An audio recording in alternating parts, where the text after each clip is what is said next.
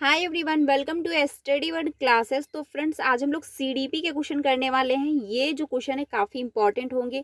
ये paper one and paper two दोनों के मैंने क्वेश्चन जो है मिक्स किए हैं। तो इसमें क्या है, आप पेपर वन की प्रिपरेशन कर रहे हो या फिर आप पेपर चाहे टू की प्रिपरेशन कर रहे हो, यानी जो आपका एग्ज़ाम है कल 7 जुलाई को, आपका जो एग्ज़ाम कल होने वाला है उसके एडमिट कार्ड आ चुके हैं। तो आप लोग डाउनलोड कर लीजिएगा, अच्छे से चेक कर लीजिएगा कोई मिस्टेक तो नहीं है। आज हम लोग सीडीपी मैराथन क्लास करने वाले हैं। 3 बजे जो आपको क्लास मिलने वाली है उसमें हम लोग सोशल साइंस डिस्कस करने वाले हैं, तो उसको भी ज्वाइन करना है। ये class paper one and paper two दोनों में हेल्प करेगी, क्योंकि इसमें कुछ ऐसे क्वेश्चन हैं जो मैंने पेपर वन के भी इंक्लूड किए हैं और पेपर टू के भी इंक्लूड हैं। तो वीडियो सभी के लिए इंपॉर्टेंट होने वाली है, इसको लास्ट तक देखिएगा एंड लास्ट में अपना स्कोर भी मेंशन करिएगा, कितना आपका स्कोर हो पा रहा है।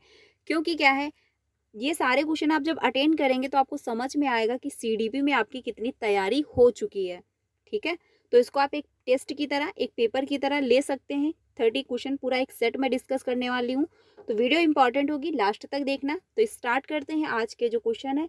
चैनल पे पहली बार आए हो तो प्लीज़ वीडियो को लाइक करके चैनल को भी सब्सक्राइब कर लीजिएगा, सो दैट आपको टीचिंग से रिलेटेड सारी अपडेट वो टाइम से मिल जाती है एंड आपको CTET paper one and paper two दोनों की प्रिपरेशन भी करवाई जाती है।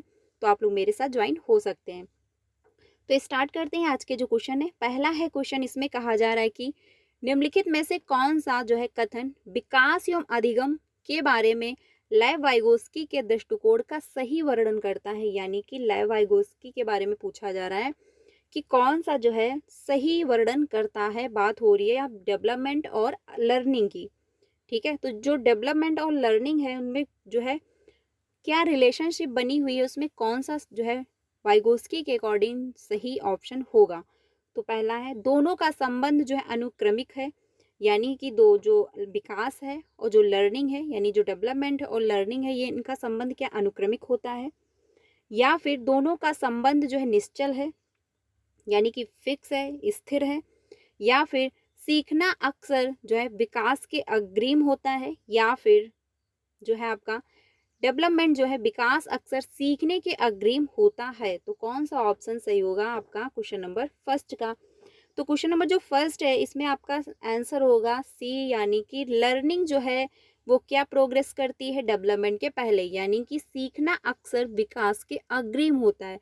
क्योंकि जब आप सीखोगे कुछ तभी जाके आपका डेवलपमेंट होगा। ये तो नहीं आपका डेवलपमेंट पहले हो गया है, आपका विकास पहले हो चुका है और आप सीख बाद में रहे हो, ऐसा तो पॉसिबल नहीं है।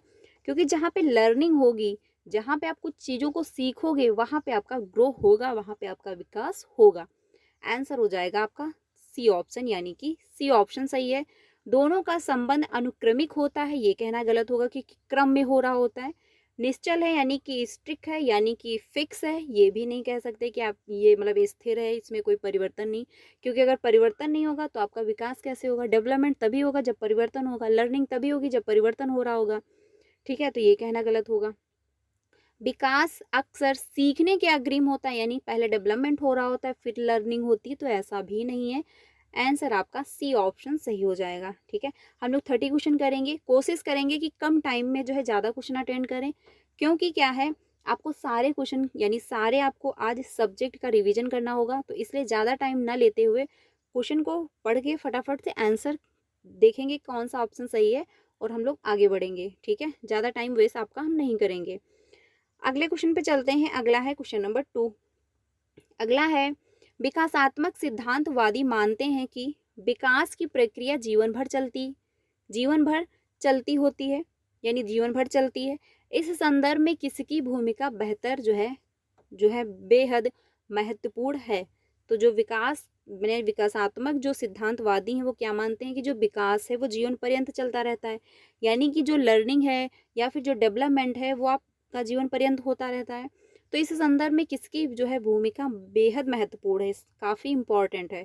तो आपका हेरिडिटी है, या फिर आपका हेरिडिटी और एक्सपीरियंस है, यानी कि इन्वायरमेंट और एक्सपीरियंस है। या फिर विशिष्ट प्रभाव क्षेत्रीय बुद्धि है, यानी इंटेलिजेंट है। या फिर आपका प्रतीकात्मक बुद्धि है। तो कौन सा ऑप्शन सही होगा क्वेश्चन नंबर 2 का। आंसर आपका बी होगा। क्योंकि क्या है, डेवलपमेंट आपका तभी हो पाएगा जब वातावरण और हेरिडिटी दोनों इन्वॉल्व होंगे। ठीक है, अगर एक पक्ष इन्वॉल्व है एक पक्ष इन्वॉल्व नहीं है तो आपका डेवलपमेंट अच्छा नहीं होगा। डेवलपमेंट आपका तभी ग्रो करेगा, तभी बेहतर होगा जब क्या है, इन्वायरमेंट और हेरिडिटी दोनों जो है इम्पॉर्टेंट होंगे, यानी कि यहाँ पर हेरिडिटी होना चाहिए। दोनों जब इन्वॉल्व होंगे तभी जाके आपका ग्रो हो पाएगा। आंसर हो जाएगा बी ऑप्शन। ठीक है, आगे चलते हैं अगले क्वेश्चन पे। यानी एक पक्ष अगर है और एक पक्ष को नकारा जा रहा है, यानी कि इन्वायरमेंट को महत्वपूर्ण माना जा रहा है और हेरिडिटी को महत्वपूर्ण नहीं माना जा रहा है, तो आपका ग्रो नहीं हो पाएगा।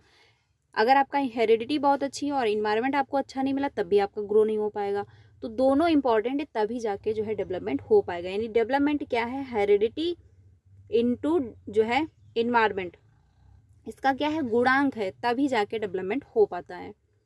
अगले क्वेश्चन पे चलते हैं। अगला है क्वेश्चन नंबर 3। विकासात्मक प्रक्रिया में असंतति के जो है क्या मायने हैं। यानी कि जो डेवलपमेंट है, यानी विकासात्मक जो डेवलपमेंट है, इसमें जो है असत्य के क्या मायने हैं। तो पहला है,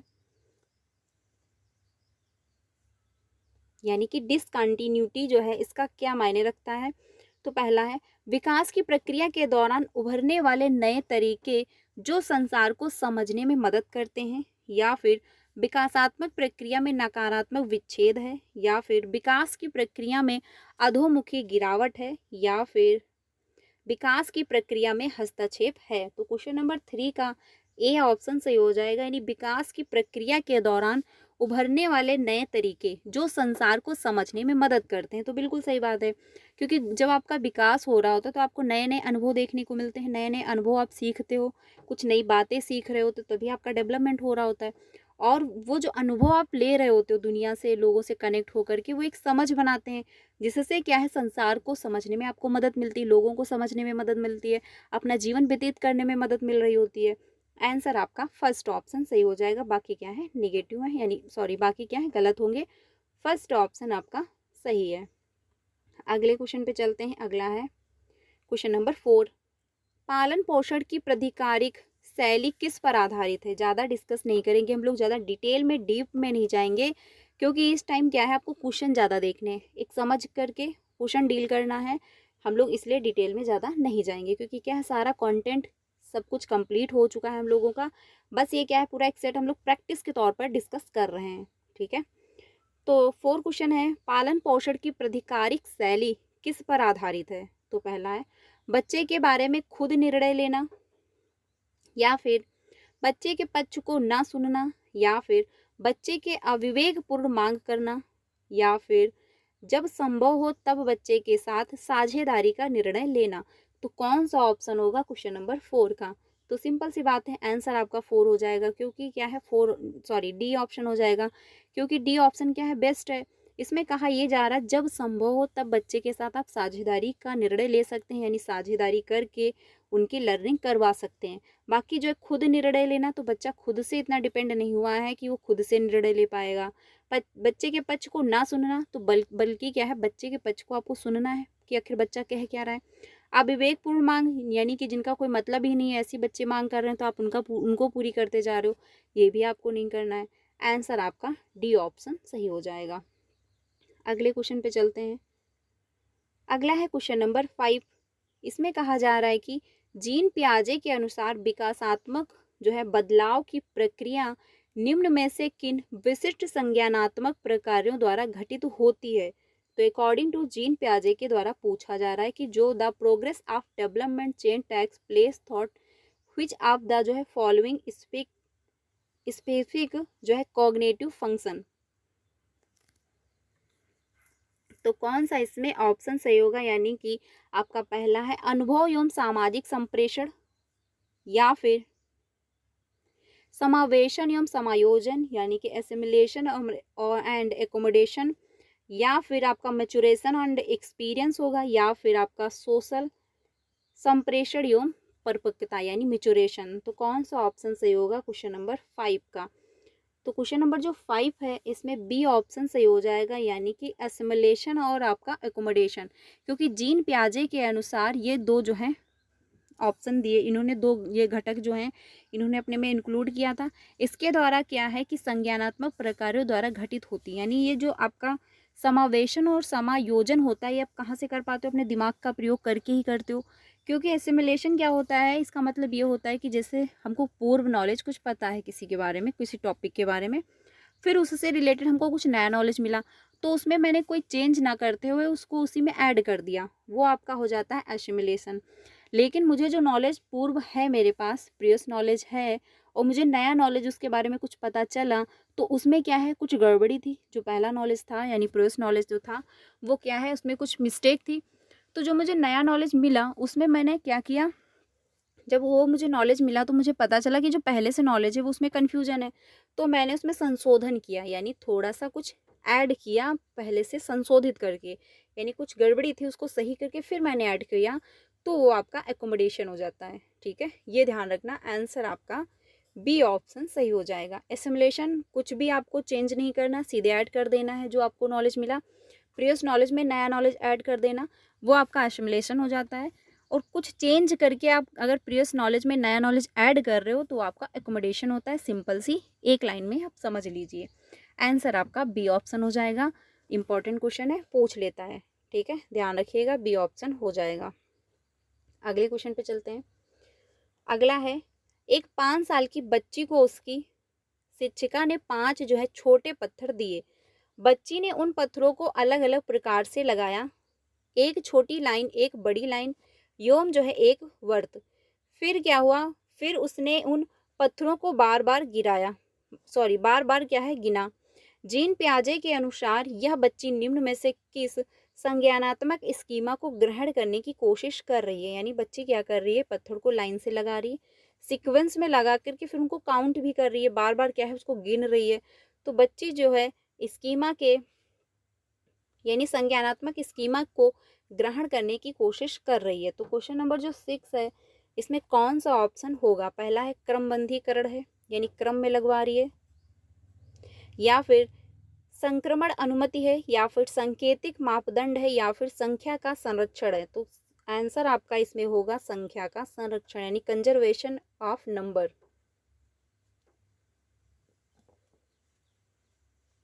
ठीक है, आंसर आपका जो है डी ऑप्शन होगा, यानी संख्या का क्या कर रही है, संरक्षण कर रही है, क्योंकि वो बार बार जो है गिन भी रही है, काउंट भी कर रही है कि सही है कि नहीं सही है। आंसर आपका इसमें डी ऑप्शन हो जाएगा। अगले क्वेश्चन पे चल रहे हैं। अगला है क्वेश्चन नंबर 7।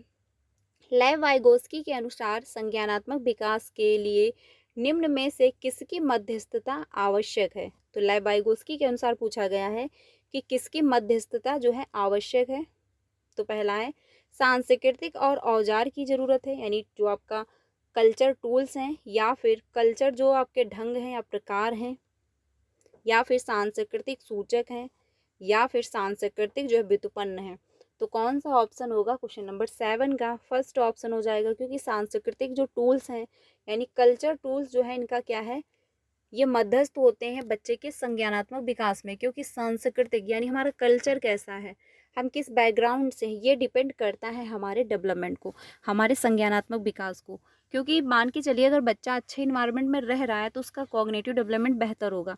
लेकिन अगर दूसरा बच्चा ऐसे इन्वायरमेंट से है जहाँ का कल्चर अच्छा नहीं है, जहाँ पर लोग अच्छे से बात नहीं करते हैं, तो उसका कॉग्निटिव डेवलपमेंट उस हिसाब से होगा। ठीक है, तो समाज यानी कल्चर कैसा है ये बच्चे के कॉग्निटिव डेवलपमेंट को प्रभावित करता है।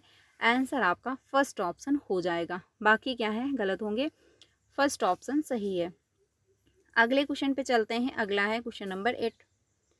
अगला है, लेव वाइगोस्की के अनुसार समीपस्थ विकास के क्षेत्र को किस प्रकार बढ़ावा दिया जा सकता है? यानी कि प्रॉक्सिमो डिस्टल यानी प्रॉक्सिमो डेवलपमेंट जो है, जॉन ऑफ प्रॉक्सिमो डेवलपमेंट, ये पूछा जा रहा है कि किस प्रकार इसको आप बढ़ावा दे सकते हैं। तो पहला है सहयोगात्मक संवाद से, या फिर अनुकरण द्वारा सीखना, या फिर प्रतिवर्ती सोच द्वारा, या फिर प्रतिपादक जो है अधिगम द्वारा। तो बात करते हैं सबसे पहले कि जेडपीडी है क्या, यानी जॉन ऑफ प्रॉक्सिमो डेवलपमेंट है क्या। देखिए, सबसे पहले जो है वाइगोस्की की थ्योरी में 3-4 पॉइंट ही सबसे इम्पॉर्टेंट है। पहला तो लैंग्वेज हो गया, यानी भाषा जो है वो इम्पॉर्टेंट इन्होंने माना है, और इन्होंने इसके फोल्डिंग हुआ, एमकेओ हुआ, जेडपीडी हुआ, तो ये कुछ जो है टर्म्स इनके थ्योरी में इम्पॉर्टेंट हैं। तो हम लोग समझ लेते हैं जल्दी से जेडपीडी क्या है। देखिए, सबसे पहले जेडपीडी क्या है और आपका इसके फोल्डिंग क्या है, एमकेओ क्या है, ये हम लोग समझते हैं। देखिए आप यहाँ पर खड़े हैं, आपकी संभावना थी, आपने खुद से इतना जो है डेवलपमेंट आपका कर हो गया। जैसे कि आप मान के चलिए आपका सीटेट, आपने सीडीपी अच्छे से पढ़ी, आपने सीडीपी का जो पेपर सॉल्व किया, जो 30 क्वेश्चन पूछे जाते हैं, उसमें आपने क्या किया, 15 क्वेश्चन आपके अच्छे से हो गए, आपके 15 नंबर आ गए, ठीक है। अब क्या था, आपकी संभावना थी कि हम इसमें ला सकते हैं 25 या 30, आपकी संभावना है कि आप ला सकते हो, या मान के चलिए आपने खुद से किया तो आपके 20 आ रहे थे। अब आपकी संभावना थी कि हम क्या 25 या 30 ला सकते हैं, यानी पूरे में पूरे हम ला सकते हैं, क्योंकि जब मैंने खुद से किया तो मेरे 20 आ रहे हैं। अब आपकी संभावना है कि हम यहाँ तक भी ग्रो कर सकते हैं, तो खुद से आपने तो यहाँ तक कर लिया, अब आपको किसी की मदद चाहिए तभी जाके आपका डेवलपमेंट यहाँ तक हो पाएगा, यानी तभी ये जाके आप 30 ला पाओगे।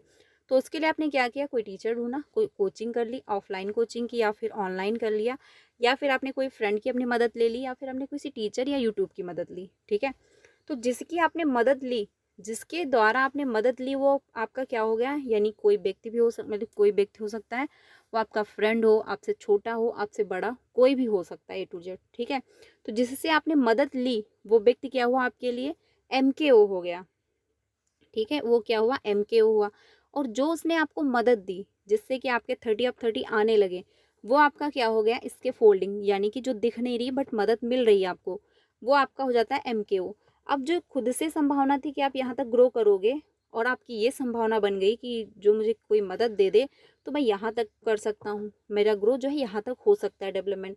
तो खुद से करने की जो दर है, और जो किसी की मदद से किया गया क्षेत्र, ये क्या है, यानी खुद से किया गया क्षेत्र और दूसरों की मदद से किया, मतलब डेवलपमेंट का जो क्षेत्र है, उसके बीच का जो क्षेत्र होता है, यानी खुद से किया गया और किसी की मदद से किया गया, जो जिसके बीच का जो क्षेत्र होता है, उसको कहते हैं ZPD, ठीक है। कंफ्यूजन मत रखिएगा, ध्यान से समझ लीजिएगा।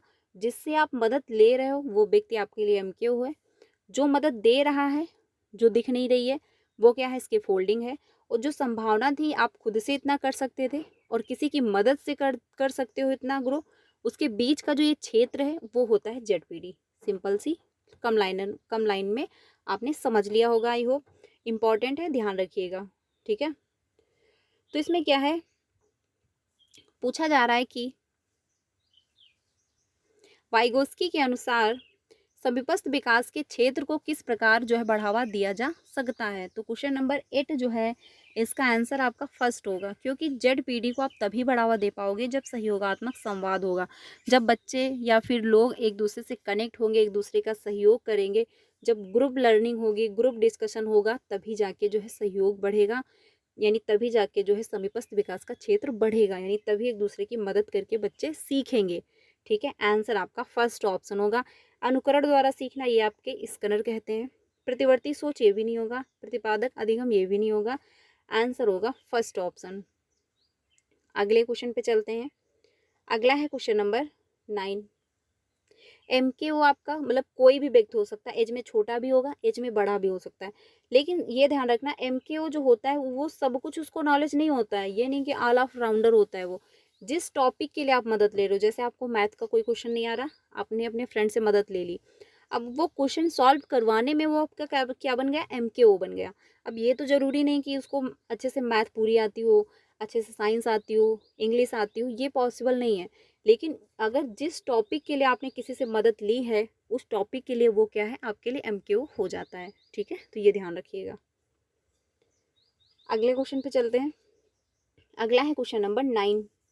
इसमें कहा जा रहा है, लॉरेंस कोहलबर्ग द्वारा सुझाए जो है पश्च परंपरागत, यानी कि पोस्ट कन्वेंशनल जो है मोरलिटी, नैतिकता के अंतर्गत स्तर 5 की नैतिकता क्या अंकित करती है, यानी कि बच्चा क्या है, 5 स्टेज पर है, ठीक है। तो इसमें जो है नैतिकता क्या अंकित करेगी, तो पहला है मानवता की भलाई हेतु सामाजिक अनुबंधनों को स्वतंत्र रूप से निभाना, या फिर सामाजिक अनुबंधनों के परे जाकर नैतिकता को स्वतंत्र रूप से जो है अन्वेषित कर लेना, यानी जो नियम बनाए गए उनको आप नॉर्मल तरीके से एक्वायर कर रहे हो, पालन कर रहे हो, या फिर ऐसे नैतिक नियमों को प्रतिपादित करना जो आचार संहिता से परे हो, यानी कि अगर उसमें क्या है, थोड़ा बहुत अगर परिवर्तन आपको जरूरत पड़ रही है, लोगों को ध्यान में रखते हुए परिवर्तन करना चाहिए, तो उसमें आप परिवर्तन कर सकते हो। आंसर आपका C ऑप्शन सही हो जाएगा।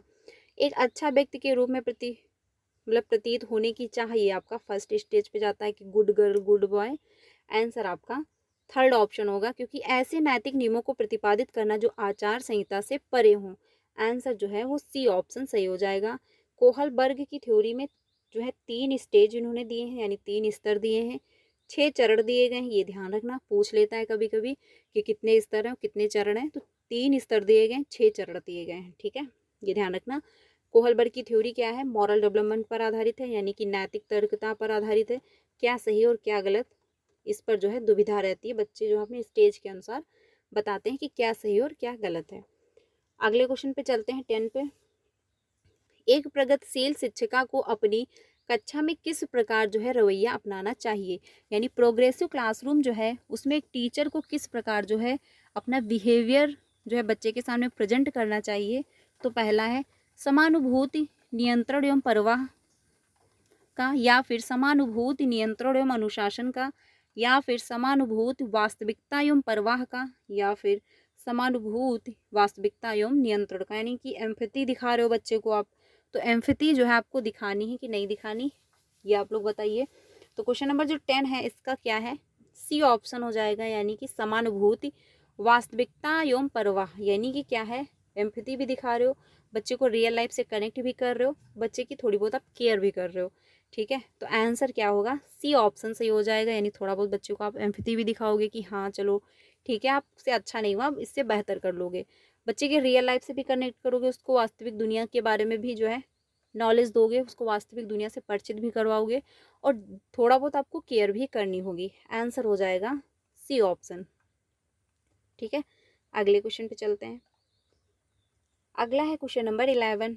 इसमें कहा जा रहा है, आपको हर प्रकार के क्वेश्चन देखने को मिल रहे होंगे इसमें, क्योंकि पूरा मैंने हर टॉपिक से इन क्वेश्चन जो है इंक्लूड किए गए हैं इसमें, तो इसलिए इसको एक टेस्ट की तरह, या फिर आप ये सोचिए कि मैं पेपर अटेंड कर रहा हूँ, ठीक है। बच्चों की बुद्धिमत्ता का आकलन करने के लिए आईक्यू का जो है इस्तेमाल करने की क्या मुख्य सरोकार है। तो पहला है प्राप्तांक की अस्थिरता, या फिर परीक्षा में सांस्कृतिक पूर्वाग्रह, या फिर परीक्षा का उत्पादक जो है केंद्रित होना, या फिर बच्चों को नामांकित करना। तो क्वेश्चन नंबर जो 11 है इसमें कौन सा ऑप्शन सही हो जाएगा, तो इसमें आपका बी सही होगा, यानी कि फर्स्ट, सेकंड, थर्ड और फोर्थ क्या है, सभी सही हैं। यानी प्राप्तांक की स्थिरता भी अस्थिरता भी रहती है, परीक्षा में सांस्कृतिक पूर्वाग्रह, और परीक्षा का जो है उत्पादक केंद्रित होना, ये भी सही है, बच्चों को नामांकित करना। आंसर हो जाएगा बी ऑप्शन, ठीक है। अगले क्वेश्चन पे चलते हैं। अगला है क्वेश्चन नंबर 12। हार्वर्ड गार्डनर के अनुसार जो है अंतर्वैयक्तिक बुद्धिमत्ता, यानी कि पूछा जा रहा है यहाँ पर इंट्रापर्सनल, तो इंट्रापर्सनल और इंटरपर्सनल इंटेलिजेंट में क्या अंतर है वो हम लोग समझते हैं। देखिए, इंटरपर्सनल इंटेलिजेंट का मतलब होता है कि आप दूसरे के पर्सपेक्टिव को समझ रहे हो, दूसरा क्यों दुखी है, उसको क्या प्रॉब्लम हो रही है, उसका जो है मुंह झुका हुआ है, यानी कि फेस उतरा उतरा है, तो क्यों उतरा है, आखिर क्या प्रॉब्लम है। और इंट्रा का मतलब, यानी इंटर का मतलब होता है कि दूसरे के बारे में समझ पा रहे हो कि आखिर सामने वाला व्यक्ति क्यों सैड है, उसको क्या प्रॉब्लम है, आप उसके बारे में समझ पा रहे हो, उसके पर्सपेक्टिव को सोच पा रहे हो, समझ पा रहे हो। इंट्रा का मतलब होता है कि आप खुद के बारे में, आखिर मैं दुनिया में आया हूँ तो क्यों आया हूँ, मैं क्या चाह रहा हूँ, मैं क्या फील कर रहा हूँ। क्योंकि क्या होता है, कभी कभी लोग अपने बारे में भी नहीं समझ पा रहे होते कि मुझे फील क्या हो रहा है, ठीक है। तो इंट्रा पर्सनल अगर इंटेलिजेंट है आप में, तो आप खुद के बारे में समझ पाओगे कि आखिर मुझे क्या दिक्कत है, क्या मैं चाह रहा हूँ, क्या करना चाह रहा हूँ, क्या मेरे मोटिव हैं। और दूसरे के पर्सपेक्टिव को अगर आप समझ रहे हो, सामने वाले व्यक्ति के बारे में अगर सोच पा रहे हो, समझ पा रहे हो, उसके पॉइंट ऑफ व्यू को समझ रहे हो, तो आप में क्या है, इंटरपर्सनल इंटेलिजेंट होगी। तो ध्यान रखना, दोनों क्या है, इंपॉर्टेंट है, तो ध्यान रखिएगा। तो यहाँ पर बात हो रही है इंट्रापर्सनल इंटेलिजेंट, यानी कि खुद के बारे में समझना। तो इसमें है वाले व्यक्ति की क्या विशेषताएं होंगी। तो पहला ऑप्शन है सामाजिक स्थितियों से भली भांति निपटने की क्षमता होगी बच्चे में, व्यक्ति में, या फिर दूसरों की भाषा के अर्थ व लय को समझने की क्षमता होगी, या फिर स्वयं की जटिल भावनाओं जो है, शक्तियों व कमजोरियों का जो है ज्ञान होगा, या फिर सौंदर्य एवं सौंदर्य बोध की सराहना। तो कौन सा ऑप्शन सही होगा क्वेश्चन नंबर 12 का। तो सिंपल सी बात है, आपका सी ऑप्शन हो जाएगा, क्योंकि इंट्रा का मतलब ही होता है स्वयं, खुद के बारे में समझना, खुद की क्या भावनाएं हैं, खुद क्या फील कर रहे हो, आखिर अच्छा कुछ लग नहीं रहा है तो क्यों नहीं लग रहा है, कि क्या मतलब सिचुएशन है, क्या फीलिंग आ रही है। तो खुद के बारे में अगर आप समझ पा रहे हो तो आप में क्या है, इंट्रापर्सनल इंटेलिजेंट होगा। आंसर हो जाएगा सी ऑप्शन। अगर दूसरे के बारे में समझ रहे हो कि आखिर वो परेशान क्यों है, उसको क्या दिक्कत आ रही है, तो आप में इंटरपर्सनल इंटेलिजेंट होगा। आंसर हो जाएगा आपका सी ऑप्शन। अगले क्वेश्चन पे चलते हैं। अगला है क्वेश्चन नंबर 13। क्वेश्चन नंबर 13 है, जेंडर के संबंध में एक शिक्षिका को कक्षा में बच्चों को किसके लिए प्रेरित करना चाहिए। यानी जेंडर के बारे में बात कही जा रही है, तो एक शिक्षिका जो है बच्चों को किसके लिए प्रेरित करेगी। तो पहला है जेंडर जो है बंधता, या फिर यानी जेंडर टाइपिंग, या फिर जेंडर स्थिरता, या फिर सामाजिक तौर पर स्वीकृत जेंडर भूमिका को अपनाने के लिए, या फिर जेंडर रूढ़िबद्धता में लचीलेपन के लिए। तो कौन सा इसमें ऑप्शन सही होगा क्वेश्चन नंबर 13 का। तो क्वेश्चन नंबर जो 13 है इसमें आपका डी ऑप्शन सही हो जाएगा, क्योंकि जेंडर रूढ़िबद्धता में लचीलेपन के लिए। ठीक है, इसमें क्या है, लचीलापन होना चाहिए, फ्लेक्सिबिलिटी होनी चाहिए। आंसर आपका डी ऑप्शन सही हो जाएगा। इससे क्या है, बच्चे अवेयर होंगे जेंडर के प्रति कि हाँ मतलब ये जरूरी नहीं कि स्पोर्ट में लड़के ही जा सकते हैं, लड़कियां भी जा सकती, बैडमिंटन जो है गर्ल्स नहीं बॉयज़ भी खेल सकते हैं। तो क्या है, बच्चे थोड़ा लचीलापन आएगा, बच्चे जो है सबको एक निगाहों से देखेंगे। ये नहीं कि हाँ तुम लड़की हो तो तुम ये नहीं कर सकती, या फिर तुम लड़के हो तो तुम खाना नहीं बना सकते, ऐसा जो है नहीं होगा। बच्चे में क्या है, इनके प्रति जो है बच्चे जो है अवेयर होंगे, वो समझेंगे चीज़ों को। तो आंसर जो है डी ऑप्शन सही हो जाएगा, क्योंकि क्या है, टीचर की थिंकिंग जो होती है वो बच्चे को प्रभावित करती है। टीचर क्या सोच रहा है, क्या समझ रहा है बच्चे के बारे में, तो बच्चे की लर्निंग को प्रभावित करता है, बच्चे की थिंकिंग को भी प्रभावित कर रहा होता है। तो इसलिए अगर टीचर जो है इसके प्रति अवेयर होगा, इस पर बातचीत करेगा, इसके लिए प्रेरित करेगा, तो बच्चे जो है अपने फ्यूचर में या फिर अपने आसपास जो है जेंडर स्टीरियोटाइप नहीं दर्शाएंगे। वो क्या है, सभी को एक समान अप्रिसिएट करेंगे, एक समान जो है सभी को समझेंगे। आंसर हो जाएगा डी ऑप्शन। अगले क्वेश्चन पे चलते हैं। अगला है क्वेश्चन नंबर 14। सीखने में जो है विविधता रखने वाले विद्यार्थियों की कक्षा में एक शिक्षक को, यानी सीखने में विविधता यानी क्लासरूम अगर है तो उसमें बच्चे क्या हैं, अगर क्लासरूम में 30 बच्चे हैं तो 30 प्रकार के बच्चे होंगे। अब 30 प्रकार के बच्चे 30 प्रकार से सीख रहे होंगे, ये भी पॉसिबल नहीं कि वो एक ही प्रकार से सीखें। कुछ बच्चे को हो सकता है देख के समझ में आता हो, कुछ बच्चे को एक्टिविटी के माध्यम से समझ में आता हो, और कुछ बच्चे हो सकता है आप जो है पढ़ा के गए उनको कुछ ही ना समझ में आया हो, और कुछ बच्चे हो सकते हैं उनको पहली बार में समझ में आ गया हो। तो 30 बच्चे अगर क्लासरूम में बैठे हुए हैं तो 30 प्रकार के होंगे। तो जो क्लासरूम में विविधता बनी हुई है उसके बारे में जो है शिक्षक क्या करेगा। तो पहला ऑप्शन है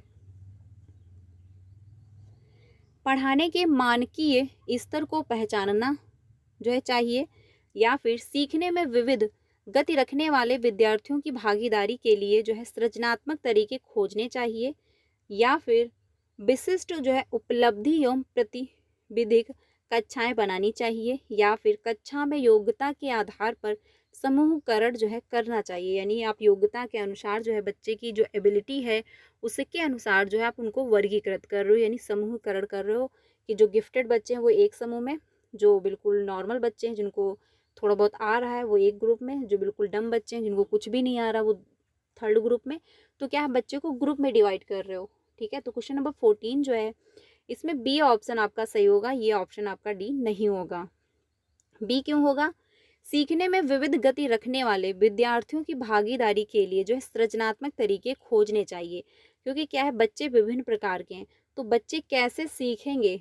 ठीक है, जिस बच्चे को देखने में प्रॉब्लम हो रही तो वो बच्चा कैसे चीज़ों को समझे, कैसे सीखेगा। आप विभिन्न प्रकार की एक्टिविटी शामिल करोगे, आप विभिन्न प्रकार के मेथड प्रयोग करोगे, जिससे कि बच्चा जो है चीज़ें कनेक्ट कर पाए। ठीक है, ध्यान रखना आंसर आपका बी होगा, क्योंकि इंक्लूसिव एजुकेशन क्या कहती है, हमको हर बच्चे को इंक्लूड करना है। जिस बच्चे को चलने में प्रॉब्लम वो भी इंक्लूड किया जाएगा, जिस बच्चे को देखने में प्रॉब्लम वो भी इंक्लूड होगा, जिस बच्चे को सुनने में समस्या वो भी इंक्लूड किया जाएगा। तो हर बच्चे की नीड के अनुसार हमको मदद करनी है। बच्चे को अगर एक मेथड से समझ में नहीं आ रहा है तो हम दूसरा मेथड अप्लाई करेंगे, दूसरे से नहीं समझ में आ रहा है तो हम थर्ड मेथड अप्लाई करेंगे। यानी कि बच्चा कैसे सीखेगा हम ये ध्यान देंगे, उस हिसाब से अपनी एक्टिविटी प्लान करेंगे। क्योंकि विविधता है क्लासरूम में, विभिन्न प्रकार के बच्चे हैं, तो हमको क्या है सभी बच्चे को इंक्लूड करना है। आंसर होगा बी ऑप्शन। अगले क्वेश्चन पे चलते हैं। अगला है क्वेश्चन नंबर 15। अगला है क्वेश्चन, निर्माणात्मक आकलन का प्रयोग मुख्यतः है, यानी कि फॉर्मेटिव जो असेसमेंट है इसका जो है मुख्यतः इसमें क्या होगा, यानी कौन सा ऑप्शन सही होगा? पहला है शिक्षकों को तार्किक आधार पर परीक्षा पत्र तैयार करने के लिए किया जाता है, या फिर शिक्षकों को बेहतर योजना बनाने एवं विद्यार्थियों को सहयोगात्मक और गैर मूल्यांकित प्रतिपुष्टि देने के लिए किया जाता है, या फिर विद्यार्थियों में परीक्षा देने के बेहतर कौशल विकसित करने के लिए किया जाता है, या फिर अलग अलग क्षमताओं वाले विद्यार्थियों की उपयुक्त रूप से पहचान करने के लिए किया जाता है। तो क्वेश्चन नंबर जो 15 है इसमें बी ऑप्शन सही हो जाएगा, यानी कि शिक्षकों को बेहतर योजना बनाने एवं विद्यार्थियों को सहयोगात्मक और गैर जो है मूल्यांकित प्रतिपुष्टि देने के लिए किया जाता है। तो बिल्कुल सही बात है, आंसर जो है बी ऑप्शन सही हो जाएगा। ठीक है, बाकी क्या है ऑप्शन गलत होंगे, आंसर आपका बी ऑप्शन सही हो जाएगा। आगे चलते हैं अगले क्वेश्चन पे। अगला है क्वेश्चन, ये जो क्वेश्चन मैं आप लोगों से डिस्कस कर रही हूँ ये सारे पूछे हुए हैं, ठीक है, तो ये मत डाउट रखना कि कहीं से भी मैं आप लोगों से डिस्कस कर रही हूँ। ये सारे क्वेश्चन पूछे हुए आए हुए हैं, तो इनको अच्छे से समझना, क्योंकि क्या है क्वेश्चन इंपॉर्टेंट है, इसलिए मैं आप लोगों से डिस्कस कर रही हूँ। अगला है बहुसांस्कृतिक शिक्षा का उद्देश्य क्या है, यानी कि मल्टी जो कल्चर है उसका जो है उद्देश्य क्या है? तो पहला है एक कक्षा में अलग अलग सांस्कृतिक के बच्चों की जो है समांतर शिक्षा, या फिर एक कक्षा में अलग अलग सांस्कृतिक के बच्चों की जो है सम्यक शिक्षा, या फिर स्कूल में खास अवसर पर अलग अलग सांस्कृतिक का जो है नाच गाना प्रस्तुत करना, या फिर अलग अलग संस्कृति के बच्चों के लिए स्कूल में अलग अलग खंड बनाना। तो कौन सा ऑप्शन इसमें सही होगा? क्योंकि क्लासरूम में क्या है बहुसंस्कृत, यानी जब विभिन्न प्रकार के बच्चे हैं तो उनका कल्चर अलग होगा, उनका धर्म अलग होगा, वो अन्य धर्म को मानने वाले होंगे। ठीक है, तो ऐसे जो बच्चे हैं विभिन्न प्रकार के कल्चर मानने वाले जो बच्चे हैं, तो उसमें क्या है शिक्षा का क्या उद्देश्य होना चाहिए? तो क्वेश्चन नंबर जो 16 है इसमें क्या है, देखिए इसमें आपका ए भी आंसर सही है और इसमें बी भी आंसर सही है, क्योंकि क्या है आपके ऑफिशियल आंसर की में ए भी माना गया है और बी भी दिया गया था। तो अब इसमें ए फाइनल किया है सीटेट ने या फिर बी फाइनल किया है, ये उसमें मेंशन नहीं किया गया था। तो इसका सही तो ए भी है और सही बी भी है, यानी कि एक कक्षा में अलग अलग संस्कृत के बच्चों की जो है समांतर शिक्षा, या फिर एक कक्षा में अलग अलग संस्कृत के बच्चों की सम्यक शिक्षा। तो दोनों क्वेश्चन मतलब इस क्वेश्चन के आंसर दोनों हैं। तो इसमें क्या है सीटेट ने क्या किया है, एक नंबर सबको फ्री का दे दिया है। ठीक है, ऑफिशियल आंसर की में आपके दोनों आंसर गिवन थे, तो इसमें क्या है दोनों आंसर हो जाएंगे। अगले क्वेश्चन पे चलते हैं। अगला क्वेश्चन है वंचित एवं पिछड़े वर्ग के विद्यार्थियों की शिक्षा में निम्न में से किसका नकारात्मक प्रभाव पड़ता है? यानी जो वंचित एवं पिछड़े विद्यार्थी हैं उन पर नकारात्मक प्रभाव किसका पड़ेगा? तो पहला है पूर्वाग्रहों का पड़ता है, या फिर ज्ञान की स्थानीय संरचनाओं की समझ के अभाव का, या फिर अवरोही पाठ्यचर्या का, या फिर स्थानीय संस्कृति एवं भाषा पर आधारित पाठ्यचर्या का। तो किसका जो है नकारात्मक प्रभाव पड़ेगा? क्वेश्चन नंबर 17 का बी ऑप्शन सही हो जाएगा, यानी कि फर्स्ट सेकंड और थर्ड सही है, फोर्थ जो है वो गलत हो जाएगा। ठीक है, पूर्वाग्रह का नकारात्मक प्रभाव पड़ता है क्योंकि क्या है एक माइंडसेट बना हुआ है कि हाँ वो लोग ऐसे होंगे। जैसे कुछ लोगों की थिंकिंग ये रहती है कि गांव के लोग पिछड़े होंगे, जैसे जनजात के लोग हैं वो पिछड़े होंगे, शिक्षा से वंचित होंगे, स्वास्थ्य से वंचित होंगे, उनका रहन सहन अलग होगा। तो ये पूर्वाग्रह बना हुआ है, यानी माइंडसेट हम लोगों ने बना रखा है किसी के बारे में, तो वो पूर्वाग्रह हो जाता है। तो इसका क्या है नकारात्मक प्रभाव पड़ेगा, सिंपल सी बात है। ज्ञान की स्थानीय संरचनाओं की समझ के अभाव, ये भी इनका भी नकारात्मक प्रभाव पड़ेगा। अवरोही पाठ्यचर्या, इसका भी जो है नकारात्मक प्रभाव पड़ेगा, यानी टॉप डाउन करिकुलम जो है इसका भी जो है प्रभाव पड़ेगा। आंसर होगा बी ऑप्शन। ठीक है, जो आपका 4 है वो गलत हो जाएगा, तो 4 गलत है, तो इसका मतलब बी ऑप्शन आपका सही हो जाएगा। अगले क्वेश्चन पे चलते हैं। अगला है क्वेश्चन नंबर 18, सृजनात्मक सोच को निम्न में से किसके द्वारा बढ़ावा नहीं दिया जा सकता है? यानी कि जो क्रिटिकल थिंकिंग है,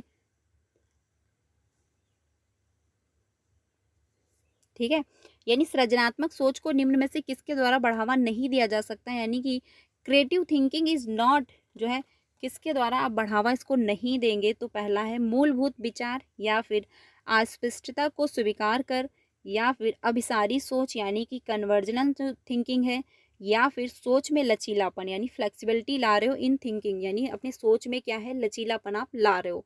तो कौन सा ऑप्शन इसमें सही होगा? बात कही जा रही को बढ़ावा नहीं देगा, यानी कि क्रिएटिव थिंकिंग को जो है सपोर्ट नहीं कर रहा है। तो कौन सा ऑप्शन इसमें सही हो जाएगा? क्वेश्चन नंबर 18 का सी ऑप्शन होगा, क्योंकि अभी सारी सोच यानी कि कन्वर्जनल जो थिंकिंग है ये क्या है, क्रिएटिव थिंकिंग को सपोर्ट नहीं करेगा। अब वो कैसे, ये भी समझते हैं। देखिए, जो अभिसारी सोच होती है इसमें क्या होता है, आपको फिक्स एक आंसर देना होता है, इसका एक फिक्स आंसर होता है। जैसे कि उत्तर प्रदेश की राजधानी क्या है, इसके लेखक कौन है, तो इनका क्या एक फिक्स आंसर है कि हाँ इसका ये आंसर होगा। तो इसमें बच्चा की जो थिंकिंग होती है वो संकुचित होती है, वो सभी दिशाओं में नहीं सोच पा रहा होता है। लेकिन जब वहाँ पर जो अभिसारी की जगह पर अपसारी चिंतन आ जाता है, तो उसमें क्या है, बच्चे सभी के बारे में सोच रहे होते हैं, उसमें डाइवर्जन थिंकिंग आ जाती है। डाइवर्जन थिंकिंग का मतलब है कि बच्चा हर पक्ष के बारे में सोच रहा है। अब डाइवर्जन थिंकिंग से रिलेटेड क्वेश्चन, जैसे कि आपने कह दिया कि जनसंख्या वृद्धि को हम कैसे रोक सकते हैं, जल प्रदूषण जो हो रहा है इसको हम कैसे कम कर सकते हैं, ठीक है। या फिर अपने इलाके में जो है डाटा कलेक्ट करिए कि कितने लोग शिक्षित हैं, कितने लोग शिक्षित नहीं हैं। या फिर जो महामारी चल रही है इसको हम कैसे कम कर सकते हैं, कैसे इस पर हम जो है नियंत्रित पा सकते हैं। तो इसमें क्या है, आप डाइवर्जन थिंकिंग है, यानी कि आप हर पक्ष के बारे में सोचोगे कि हम इसको कैसे कम कर सकते हैं, कैसे इस पर हम नियंत्रण ला सकते हैं, ठीक है। तो उसमें क्या है, विभिन्न पक्ष के बारे में तर्क वितर्क करोगे, सोचोगे, लोगों से मिलोगे, कुछ लोगों के पॉइंट ऑफ व्यू समझोगे, कुछ अपनी एक समझ बनाओगे, ठीक है। तो उसमें क्या आपका एक अनुभव बनेगा, तो उसमें डाइवर्जन थिंकिंग आएगी। लेकिन जो है, जो सी ऑप्शन दिया गया है इसमें अभिसारी सोच में कोई आपकी जो है क्रिएटिव थिंकिंग नहीं आएगी। इसमें क्या, इसका फिक्स एक आंसर होता है, इसमें जो है संज्ञानात्मक विकास आपका नहीं हो रहा होता है, इसमें संकुचित जो है डेवलपमेंट होता है। आंसर हो जाएगा सी ऑप्शन। सोच में लचीलापन है, बिल्कुल सही बात है, क्योंकि थोड़ी बहुत फ्लेक्सिबिलिटी होनी चाहिए भाई। अगर बच्चे को एक मेथड से नहीं समझ में आ रहा तो सेकंड मेथड वो अप्लाई कर पाए। अस्पष्टता को स्वीकार करें, ये भी होगा मूलभूत विचार, ये भी होगा। आंसर आपका सी ऑप्शन सही होगा, क्योंकि निगेटिव का निगेटिव आंसर हो जाएगा। अगले क्वेश्चन पे चलते हैं। अगला है क्वेश्चन नंबर 19। एक गीत विषय जो है अक्षम विद्यार्थी एक प्राथमिक विद्यालय में दाखिला लेती है, ठीक है। निम्न में से कौन सी पद्धति इस बच्ची के स्कूल में समावेशन को सुसाधित करने में सहायक नहीं होगी? यानी जो बच्ची है ये क्या है, उसको चलने में प्रॉब्लम है, लोकोमोटर जो है, लोको मोशन जो है डिसेबिलिटी है, यानी बच्चे को क्या है चलने में प्रॉब्लम है। तो उसने क्या है प्राथमिक विद्यालय में एडमिशन करवाया, तो उसको जो है स्कूल में समावेशन को सुसाधित करने में सहायक नहीं होगी, यानी स्कूल में उसको इंक्लूड करने में जो मदद नहीं करेगा, वो कौन सा इसमें ऑप्शन है?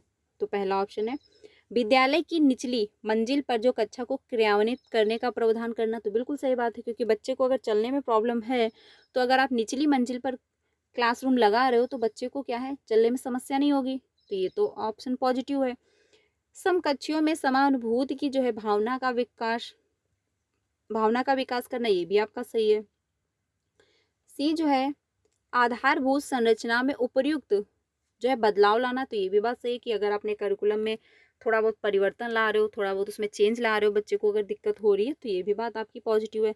लेकिन जो डी है अक्षमता के प्रति सहानुभूत जताना, कि बच्चे के प्रति आप सहानुभूत जता रहे हो, संफेथी दिखा रहे हो कि अरे तुम तो चल नहीं पा रहे हो, तुम तो किसी के लायक नहीं रह गए, तुमसे ये हो गया वो हो गया। तो बच्चे को आप सिंपैथी नहीं दिखाओगे, बल्कि बच्चे को अप्रिशिएट करोगे कि कोई बात नहीं, अगर आप चल नहीं सकते, आपको ये प्रॉब्लम है, तब भी आपका दिमाग तो काम कर रहा है, आपका हाथ तो काम कर रहा है, आपकी आंखें तो काम कर रही हैं, आप चीज़ों को सोच सकते हो, समझ सकते हो, कर सकते हो।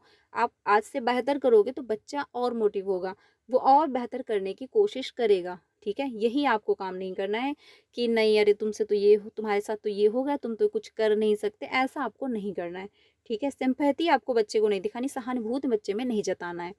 आंसर हो जाएगा डी ऑप्शन, क्योंकि टीचर की थिंकिंग बच्चों को काफ़ी प्रभावित करती है। अगर टीचर कह देगा कि अरे तुमसे तो नहीं हो पाएगा, तुम तो चल नहीं पाते हो, तो बच्चा जो है सोचेगा अरे हम तो किसी लायक ही नहीं, क्योंकि हम चल नहीं पाते। अरे तुम चल नहीं सकते, बाकी तो सब कर सकते हो, तुम्हारा दिमाग तो काम कर रहा है, तुम्हारे हाथ काम कर रहे हैं, आंखें काम कर रही हैं, सुन सकते हो, बोल सकते हो, तो बाकी सेंस तो काम कर ही रहे हैं, तो बाकी सेंस का प्रयोग करके आप आगे बढ़ो, ठीक है। आंसर आपका डी ऑप्शन होगा, क्योंकि सहानुभूति आपको बच्चे में नहीं जतानी है। आगे चलते हैं अगले क्वेश्चन पे।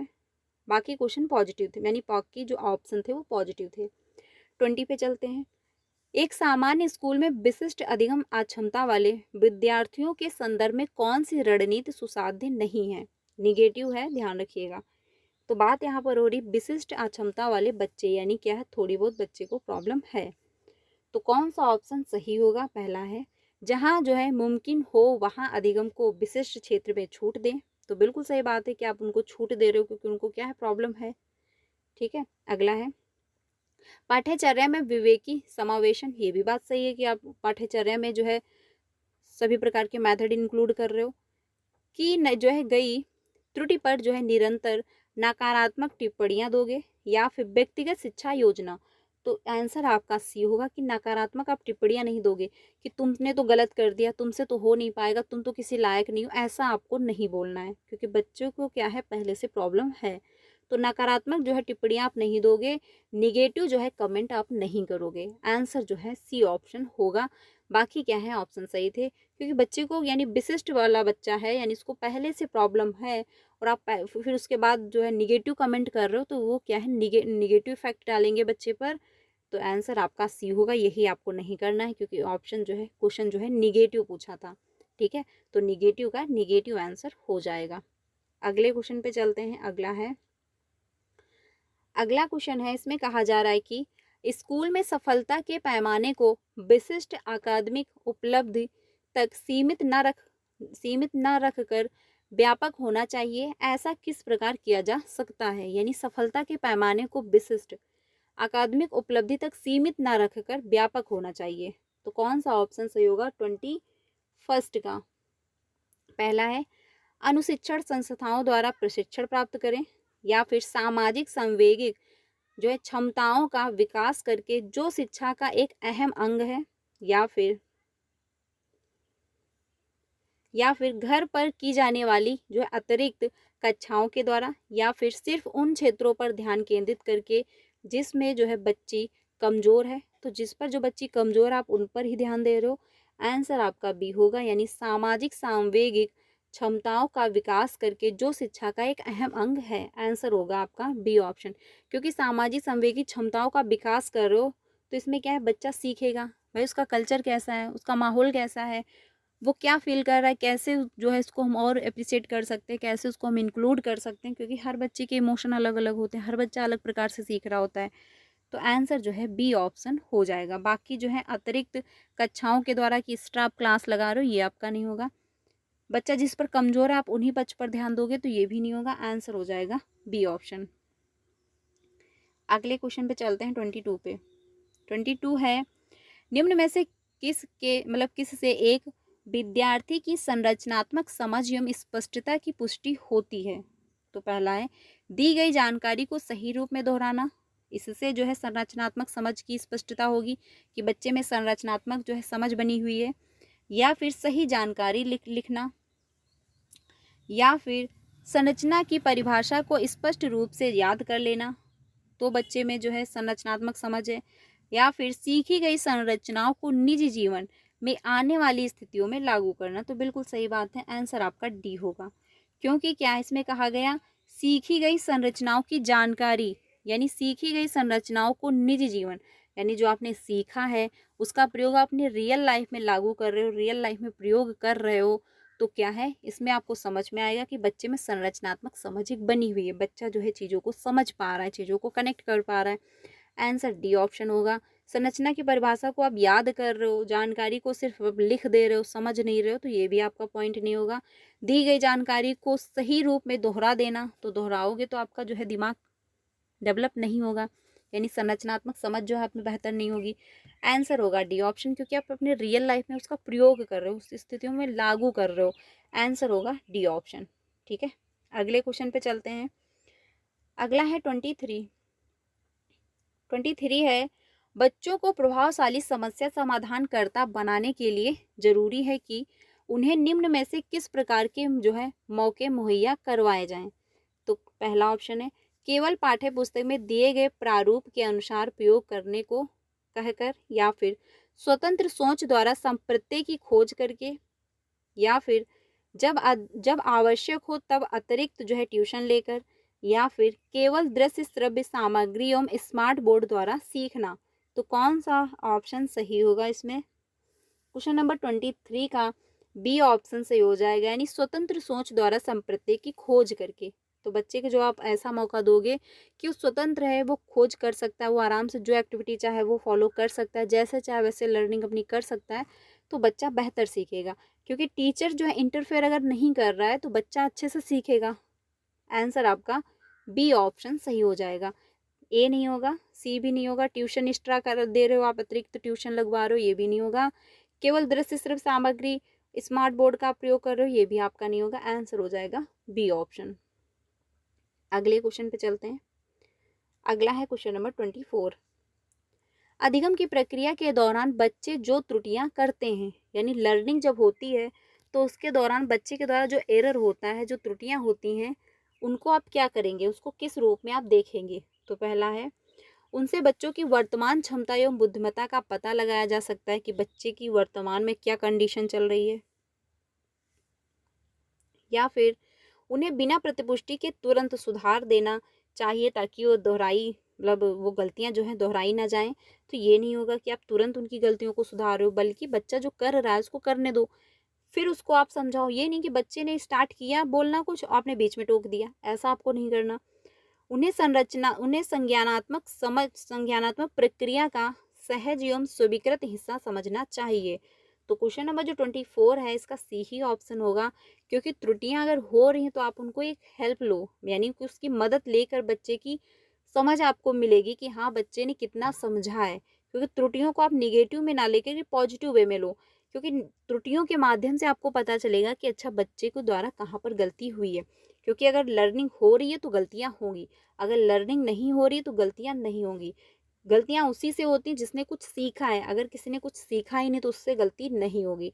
तो गलतियां अगर बच्चों के द्वारा हो रही हैं तो एक पॉजिटिव वे में लीजिए कि गलतियों के द्वारा आप समझिए कि हाँ बच्चे को, यानी बच्चे के द्वारा कहाँ पर गलती हो रही है, बच्चा जो है कहाँ पर नहीं समझ पा रहा है, कहाँ पर टीचर के द्वारा गलती की जा रही है जिससे बच्चे को प्रॉब्लम हो रही है, या फिर बच्चा खुद ही गलती कर रहा है, तो आपको समझ में आएगा।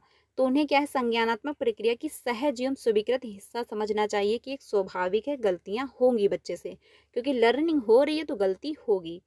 आंसर हो जाएगा सी ऑप्शन। बाकी क्या है, ऑप्शन गलत है कि आप उन्हीं को वहीं पर रोक रहे हो जिससे कि वो दोबारा गलती ना करें, ये भी नहीं होगा आपका। डी जो है वह अधिगम प्रक्रिया को वह अधिगम प्रक्रिया से ध्यान हटाते हैं, इसीलिए उन्हें तुरंत कम करने की कोशिश करनी चाहिए। तो ये भी नहीं होगा कि आप बच्चे की गलतियों को तुरंत कम कर रहे हो, तुरंत जो है उस पर काम कर रहे हो, ऐसा आपको नहीं करना। बच्चा अगर बोल रहा है तो उसको बोलने दीजिए, वो अपनी बात पूरी कह ले, उसके बाद आप उसको समझाएं कि ये ऐसे नहीं ऐसे होगा। इससे क्या है, बच्चा चीज़ों को समझ पाएगा। अब बच्चे ने बोलना स्टार्ट किया, आप तुरंत उसको रोकने लगे कि नहीं नहीं ऐसे नहीं ऐसे होगा, तो बच्चा जो है आज अगर एक बार वो खड़े होकर बोल भी रहा था तो नेक्स्ट टाइम वो बोलेगा ही नहीं। तो ऐसा आपको नहीं करना है। लर्निंग हो रही है तो गलतियां होंगी, गलतियां हो रही हैं तो लर्निंग हो रही है, स्वाभाविक सी बात है। गलतियां जो है नेचुरल हैं, गलतियां हो सकती हैं, उसको आपको क्या करना है, समझना है चीज़ों को, ये नहीं उसको नकारना है। आंसर हो जाएगा सी ऑप्शन। अगले क्वेश्चन पे चल रहे हैं 25 पे। 25 है, बच्चों के संवेगों की अधिगम में क्या भूमिका है, यानी जो संवेग होते हैं, जो इमोशन होते हैं, वो लर्निंग को क्या प्रभावित करते हैं कि नहीं करते, उनकी क्या भूमिका होती है, क्या रोल होता है, वो आपको बताना है 25 में। तो पहला है, संवेग बच्चों को सीखने में बाधित करते हैं, इसीलिए जो है इनको काबू में रखना चाहिए, यानी जो इमोशन होते हैं वो लर्निंग को प्रभावित करते हैं। तो ये आपका कहना गलत हो जाएगा, क्योंकि इमोशन जो होते हैं, अगर आप इमोशन के प्रति अवेयर हो तो लर्निंग को प्रभावित नहीं करेंगे। बी जो है, बट क्या होता है रियल लाइफ में ऐसा होता है, क्योंकि क्या है कभी कभी अब हम डिस्टर्ब हैं, मान के चलिए अगर हमको कोई दर्द है या फिर किसी पेन में हैं, तो लर्निंग हमारी बेहतर नहीं हो पाती है। ठीक है, तो ये तो बात सही है, बट क्या है पूरी तरह से बाधित नहीं करती अगर आप अपने इमोशन के प्रति अवेयर हो, आप अपने इमोशन पे कंट्रोल कर रहे हो। तो ये कहना गलत होगा। प्रभावशाली अधिगम के लिए संज्ञान को बच्चों के संवेगों से पृथक रखना चाहिए। तो संज्ञान और संवेग आप अलग अलग नहीं कर सकते, क्योंकि क्या है, संज्ञान और संवेग एक दूसरे को प्रभावित करते हैं। अब सबसे इंपॉर्टेंट क्वेश्चन वो समझ लीजिए, अगर क्वेश्चन में कहता है कि क्या संज्ञान और संवेग एक दूसरे को प्रभावित करते हैं, तो बिल्कुल सही बात है, करते हैं। लेकिन अगर कह दे जोजोंग के अकॉर्डिंग संज्ञान और संवेग एक दूसरे को प्रभावित करते हैं, तो बिल्कुल भी नहीं करते हैं, क्योंकि जोजोंग ने क्या कहा, संज्ञान और संवेग इंडिपेंडेंट होते हैं, एक दूसरे से स्वतंत्र होते हैं। ठीक है, तो ये ध्यान रखना इंपॉर्टेंट है। क्वेश्चन पूछ लेता है कभी कभी, क्योंकि क्या एक माइंडसेट हम लोगों के दिमाग में है कि संज्ञान और संवेग एक दूसरे को प्रभावित करते हैं, जो कि बात सही भी है। लेकिन अगर जोजोंग के अनुसार दे देता है तो ये एक दूसरे को प्रभावित नहीं करते हैं, ये एक दूसरे से स्वतंत्र होते हैं, इनका दूर दूर तक एक दूसरे से कोई लेना देना नहीं होता है, अकॉर्डिंग टू जोजोंग के अनुसार। ठीक है, तो ये ध्यान रखिएगा। अगला क्वेश्चन है, यानी अगला ऑप्शन है 25 का सी, संवेग सीखने की प्रक्रिया को अर्थपूर्ण बनाते हैं तथा उन्हें सीखने की प्रक्रिया में एकीकृत रूप में सम्मिलित करना चाहिए। तो बिल्कुल सही बात है, आंसर जो है सी ऑप्शन होगा, क्योंकि संवेग सीखने की प्रक्रिया को अर्थपूर्ण बनाते हैं, बात ये सही है। तथा उन्हें सीखने की प्रक्रिया में एकीकृत रूप में सम्मिलित करना चाहिए, तो बिल्कुल सही बात है, आंसर जो है सी ऑप्शन हो जाएगा। बाकी क्या है, गलत है कि संवेग जो है सीखने की प्रक्रिया में गड़बड़ी करते हैं, तो ये कहना गलत होगा, ये भी नहीं होगा, ये भी नहीं होगा, आंसर हो जाएगा सी ऑप्शन। अगले क्वेश्चन पे चलते हैं 26 पे। 4 क्वेश्चन बचे हुए हैं, तो इसको लास्ट तक जरूर देखिएगा। अगला है, बच्चों को आंतरिक रूप से अभिप्रेरित जो है अधिगमकर्ता बनाने के लिए किस तरह प्रोत्साहित जो है किया जा सकता है।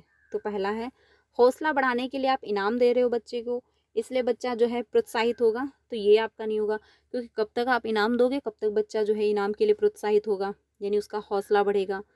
त्रुटियां करने पर दंड देना, तो ये भी आपका नहीं होगा, कि अगर बच्चे के द्वारा कोई गलती हुई तो आप उसको पनिशमेंट दे रहे हो। अधिगम प्रक्रिया के दौरान की गई त्रुटियों से सीख कर बिना किसी नकारात्मक दंड के जो है डर बिना, यानी कि जो त्रुटियां हुई हैं उनसे आप सीख रहे हो कि हाँ अगर मेरे द्वारा ये गलती हुई है तो आखिर कैसे हुई, अब हम कैसे आगे इसको ट्राई करें जिससे गलती ना हो, तो आप अपनी त्रुटियों से सीख रहे हो बिना किसी डर के, बिना किसी भय के, तो आंसर आपका सी ऑप्शन हो जाएगा। ठीक है, बाकी जो है, शिक्षक द्वारा कक्षा में खास उपलब्धि वाले विद्यार्थियों पर खास ध्यान देना, तो ये कहना गलत होगा, क्योंकि आपके लिए सभी बच्चे बराबर हैं। ये नहीं जो बच्चे गिफ्टेड हैं आप उन पर ज़्यादा ध्यान दे रहे हो, जो बच्चे नॉर्मल हैं उनको सीख मतलब कम समझ में आता है तो आप उन पर कम ध्यान दे रहे हो, ऐसा आपको नहीं करना, सभी बच्चों को बराबर मानना है।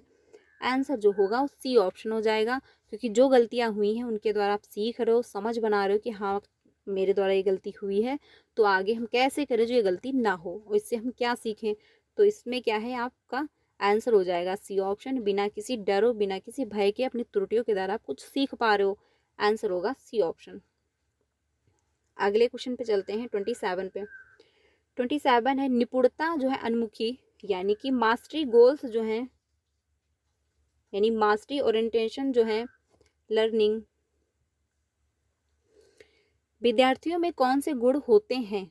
तो पहला है, असफलता का न्यून भय रहता है, क्षमता का जो है वृद्धिक दृष्टिकोण होता है, या फिर असफलता का अत्यधिक भय होता है, क्षमता का अटल जो है दृष्टिकोण रहता है, या फिर असफलता का न्यून भय रहता है यानी कि नॉर्मल रहते हैं और क्षमता का अटल जो है दृष्टिकोण होता है, या फिर असफलता का जो है अत्यधिक भय रहता है, क्षमता का वर्धिक दृष्टिकोण होता है। तो क्वेश्चन नंबर 27 का ए ऑप्शन हो जाएगा, क्योंकि जो मास्टरी गोल्स वाले बच्चे होते हैं जिनका लक्ष्य रहता है कि हाँ हमको सब कुछ आना चाहिए, तो उनमें क्या है, असफलता का न्यून भय रहता है, यानी वो इसलिए नहीं पढ़ रहे हैं कि हम फेल हो जाएंगे या फिर मेरे नंबर कम आएंगे, उनमें क्या है कि हमको ये सब कुछ आना चाहिए, मुझे इस बारे में पूरी नॉलेज होनी चाहिए, मेहनत करेंगे सफलता झक मार के पीछे आएगी, तो वो वाला रहता है इनके पास कि हमको सब कुछ आना चाहिए। वो इसलिए नहीं पढ़ते कि हम पेपर में फेल हो जाएंगे या फिर मेरे नंबर कम आएंगे या फिर मेरे चार दोस्त मेरे पे हंसेंगे, वो इस भय से नहीं पढ़ रहे होते हैं। क्षमता का वर्धित दृष्टिकोण होता है, यानी उनमें कॉन्फिडेंस होता है कि हाँ हम ये कर सकते हैं, हम ये सब कुछ सीख सकते हैं। तो आंसर जो है फर्स्ट ऑप्शन होगा, इसीलिए कहते हैं बच्चे में मास्टरी गोल्स के लिए बच्चे को मोटिवेट करना चाहिए, ना कि परफॉर्मेंस गोल्स के लिए, क्योंकि परफॉर्मेंस गोल जो होते हैं वो कुछ टाइम बाद जो है बंद हो जाते हैं, रुक जाते हैं, लेकिन जो मास्टरी गोल्स होता है ये काफ़ी लंबे टाइम तक चलता है, क्योंकि इसमें बच्चा जो है अपने इंटरेस्ट के लिए और इसलिए सीखता है कि उसको सब कुछ आना चाहिए। और परफॉर्मेंस गोल्स में क्या होता है कि बच्चा दूसरों को इम्प्रेस कर रहा होता है, तो दूसरों को इम्प्रेस करने की एक लिमिट होती है, एक लिमिट बाद वो ख़त्म हो जाता है। ठीक है, तो इसलिए बच्चों में क्या है, मास्टरी गोल्स भरने चाहिए, आंसर हो जाएगा फर्स्ट ऑप्शन, बाकी क्या है गलत होंगे। अगले क्वेश्चन पे चलते हैं 28 पे। निम्न में से कौन सी प्रक्रिया प्रभावशाली समस्या समाधान में बाधक है, यानी प्रॉब्लम सॉल्विंग में जो है रुकावट डालेगी। तो पहला है, सही स्कीमा को क्रियाशील करना, या फिर प्रतिक्रिया जो है अनियमितता यानी कि प्रक्रिया अनियमितता होगी, या फिर सही समस्या को पहचानना, या फिर अन्वेषणात्मक रणनीतियों या समस्या समाधान की सामान्य रणनीतियों का प्रयोग करना। तो आंसर होगा डी, बी ऑप्शन, क्योंकि प्रतिक्रिया अनियमितता यानी एक जैसी ही आप बार बार एक्टिविटी कर रहे हो, सेम रिपीट कर रहे हो, तो क्या है, एक जैसी बार बार आप एक्टिविटी रिपीट कर रहे हो, तो इससे प्रॉब्लम सॉल्विंग नहीं हो पाएगी, क्योंकि प्रॉब्लम एक जैसी नहीं है, तो प्रॉब्लम सॉल्व करने का मेथड भी एक जैसा नहीं होगा। क्वेश्चन पूछा है जो है समाधान में बाधा, तो समाधान में बाधा कौन उत्पन्न करेगा, प्रतिक्रिया अनियमितता होगा। आंसर हो जाएगा बी ऑप्शन। ठीक है, सही स्कीमा को क्रियाशील करना, ये बात तो सही है। सही समस्या को पहचानना, ये भी बात सही है कि आप समस्या को पहचान लोगे तो अगर आप समझ गए कि प्रॉब्लम है क्या, तो 50% प्रॉब्लम सॉल्व हो जाती है। तो ये बात भी सही है, डी भी ऑप्शन आपका सही था, लेकिन हमको निगेटिव का निगेटिव आंसर देना था, इस वजह से क्या है, बी ऑप्शन हो जाएगा। ठीक है, प्रतिक्रिया अनियमितता आपका होगा, क्योंकि सारी प्रॉब्लम के लिए आप एक जैसा रूल फॉलो नहीं कर सकते। आंसर हो जाएगा बी। अगले क्वेश्चन पे चलते हैं। अगला है 29। कक्षा में विद्यार्थियों में पारस्परिक प्रतिबंधता प्रतिस्पर्धा के लिए जो है प्रेरित करने के कई परिणाम जो है हो सकते हैं। आपके अनुसार निम्न में से कौन से प्रभाव बच्चे के विकास में जो है हानिकारक हैं? तो पहला है, इससे जो है कक्षा में जो है विजेता एवं हारे हुए विद्यार्थियों में विभेदीकरण होता है, या फिर इससे विद्यार्थियों पर दबाव पड़ता है व चिंता का स्तर बढ़ जाता है, जो उनके संज्ञानात्मक विकास को जो है बाधित करता है, या फिर इससे कक्षा में जो है तारक विद्यार्थियों को चिन्हित करने के लिए जो है बढ़ावा मिलता है, जिनकी उपलब्धियों पर स्कूल जो है गर्व करता है, यानी कि जो गिफ्टेड बच्चे होते हैं उनके बारे में जो पता चलता है।